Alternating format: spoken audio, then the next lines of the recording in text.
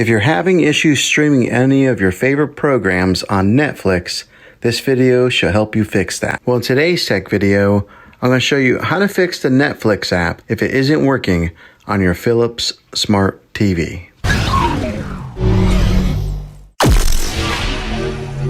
Let's see if we can fix your problems and get your Netflix back up and running as quickly as possible. The first one, it's the easiest one to try, and that is to unplug your TV from the wall outlet and wait 60 seconds. Now don't be impatient here.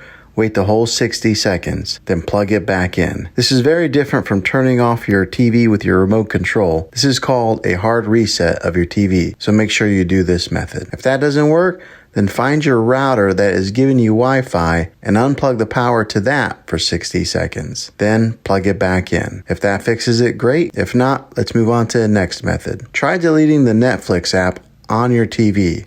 Go to wherever the apps are located on your system and remove the app altogether. Then reinstall the Netflix app again. After you reinstall it, you might have to log back in with all of your credentials, but hopefully this will work. And if that doesn't work, I recommend buying an affordable Roku stick or Apple TV 4K or an Amazon Fire Stick and use that as your main streaming player. You'll be able to access Netflix and any of those systems. I'll put links in the description down below of where you can get one. Well, hopefully this video was helpful.